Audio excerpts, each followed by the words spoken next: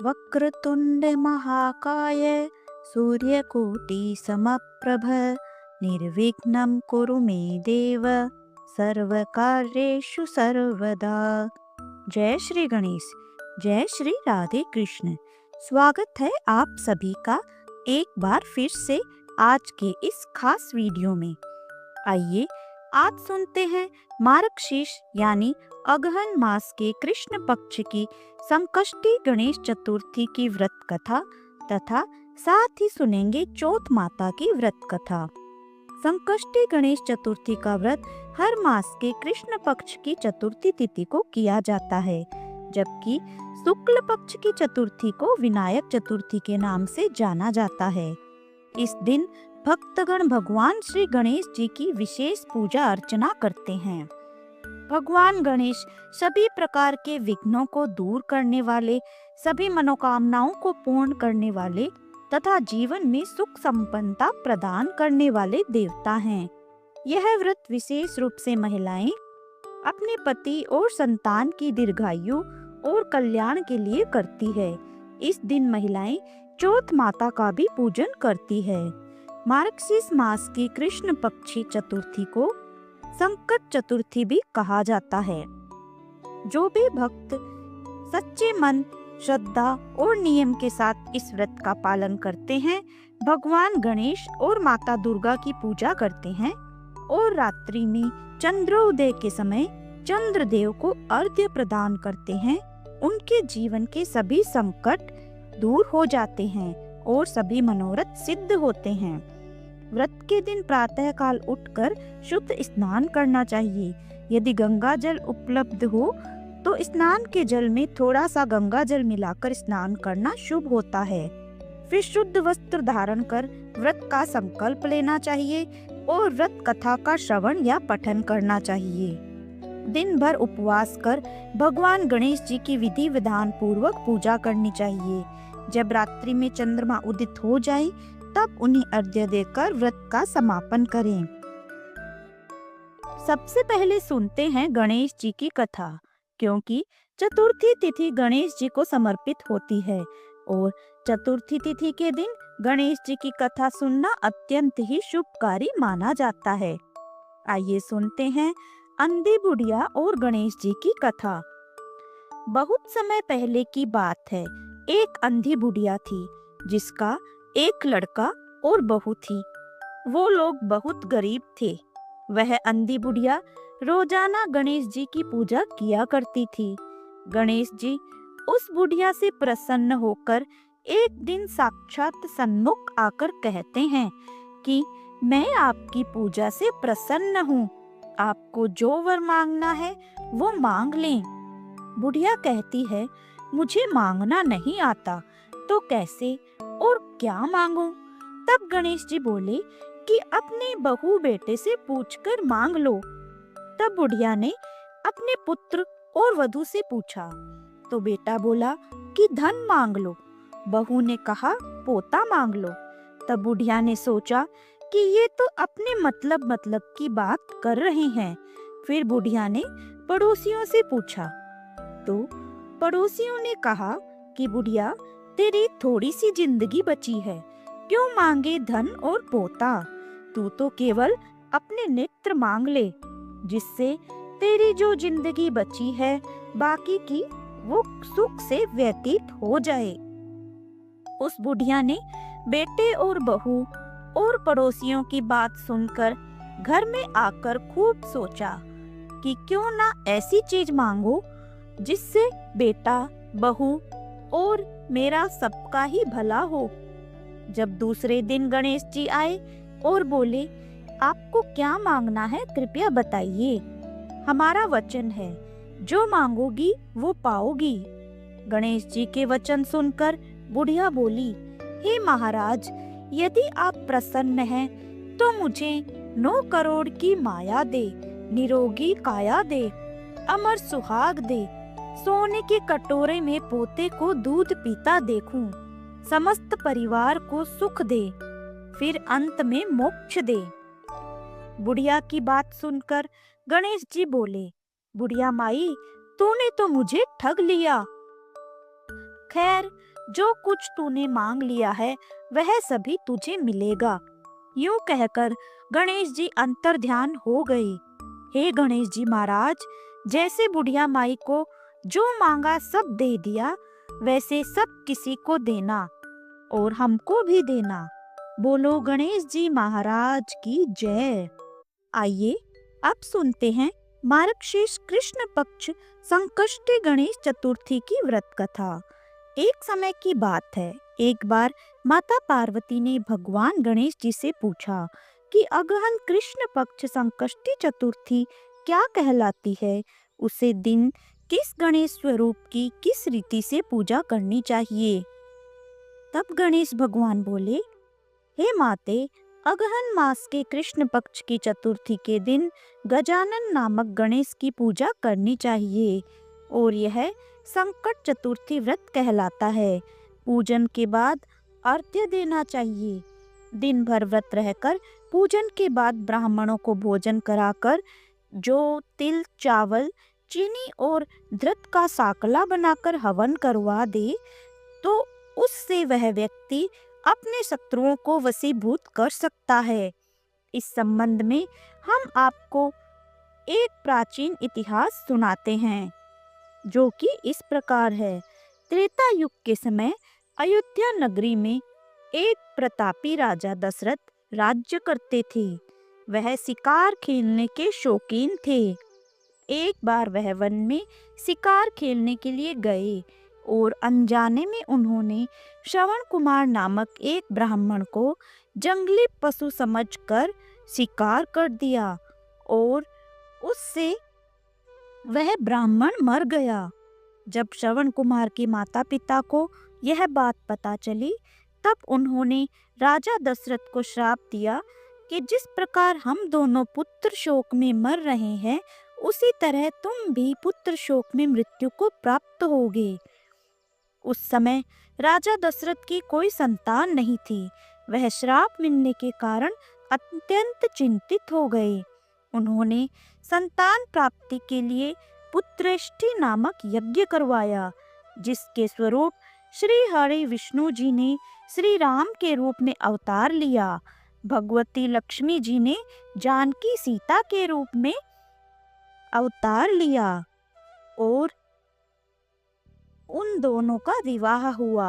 कालांतर में माता के कई द्वारा मांगे गए वचन तथा पिता के मान सम्मान की रक्षा हेतु भगवान राम सीता जी और लक्ष्मण सहित 14 वर्ष के लिए वन में गए, जहां उन्होंने खरदूषण, ताड़का आदि अनेक राक्षसों का वध किया।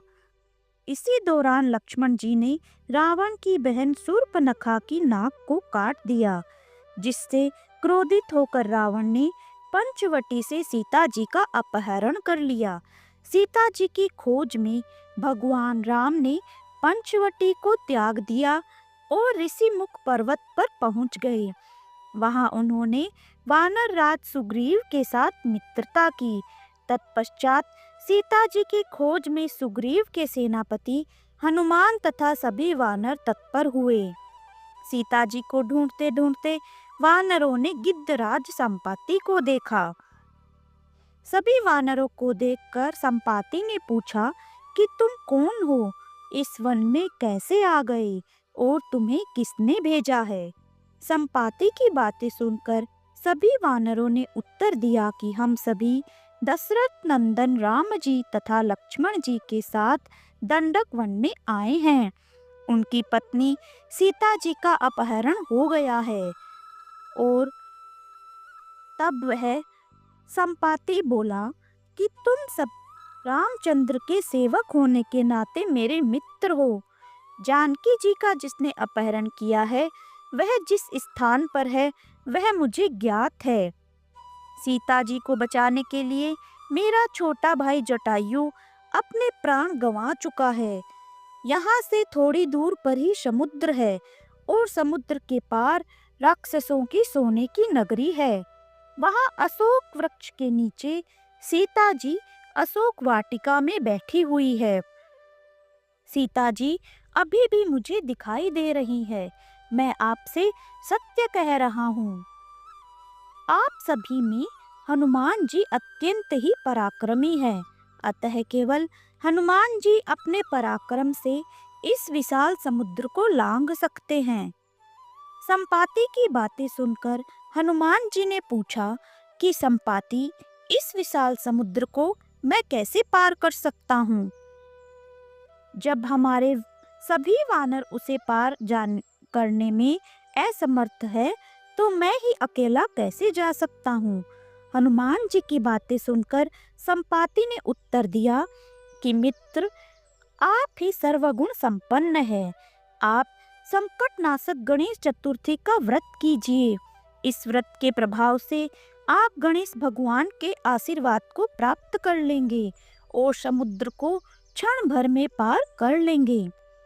संपाति के आदेश से हनुमान जी ने संकष्टी चतुर्थी का व्रत किया और इस व्रत के प्रभाव से हनुमान जी क्षण भर में ही समुद्र को लांघ गए।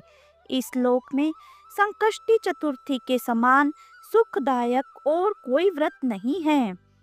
बाद में महाभारत काल में राजा युधिष्ठिर ने श्री कृष्ण से पूछा था, हे माधव, कौन सा व्रत है जिससे शत्रुओं पर विजय प्राप्त हो? श्री कृष्ण बोले, हे राजन, तुम संकष्टी गणेश चतुर्थी का व्रत करो। जैसे हनुमान जी ने इस व्रत के प्रभाव से समुद्र पार किया, वैसे ही तुम भी अपने शत्रुओं को परास्त करोगे। युधिष्ठिर ने श्री कृष्ण के आदेश का पालन किया, व्रत किया और उसके प्रभाव से उन्होंने भी शत्रुओं पर विजय पाई। इस प्रकार मार्गशीर्ष मास की कृष्ण पक्ष संकष्टी गणेश चतुर्थी की यह पवित्र कथा पूर्ण होती है। बोलिए गणेश जी महाराज की जय। भक्तों, आइए अब सुनते हैं चौथ माता की व्रत कथा। यह व्रत कथा 12 महीने की सभी चौथ के व्रत में सुनी जा सकती है। एक बार एक नगर में एक बूढ़ी माँ रहती थी। वह अपने बेटे को हर संकट से बचाने के लिए 12 महीने की चौथ का व्रत करती थी। हर चौथ को पंसारी से थोड़ा सा गुड़ और घी लाकर 4 लड्डू बनाती, एक बेटे को देती, एक से पूजा करती, एक हथकार के लिए निकालती और एक चंद्रमा उगने पर खुद खा लेती थी। एक बार उसका बेटा ताई से मिलने गया। उस दिन चौथ का दिन था। ताई ने भी व्रत रखा था। उसने ताई से पूछा कि माँ तो 12 चौथ करती है। तब ताई बोली, तेरी माँ तेरी कमाई से तेरा माल खाने के लिए 12 चौथ का व्रत करती है। तेरी कमाई से वह लड्डू खाती है और लड्डू खाने के लालच में ही वह चौथ का व्रत करती है। यदि तू परदेश चला जाए तो वह एक भी चौथ नहीं करेगी। लड़के को लगा कि ताई सच कह रही है। घर आकर उसने अपनी माँ से कहा, मैं परदेश जा रहा हूँ। यहाँ तो तू मेरी कमाई खाने पीने में ही उड़ा देती है। माँ ने समझाकर रोकना चाहा और कहा, बेटा, मैं तो तेरे लिए ही चौथ के व्रत करती हूँ। पर बेटा नहीं माना। माँ ने उसे साथ ले जाने के लिए चौथ माता के आंखें दिए और कहा, मुसीबत में यह आंखें तेरी सहायता करेंगी। तब वह बेटा आंखें लेकर रवाना हो गया। घूमते हुए एक दूसरे नगर में जा पहुंचा।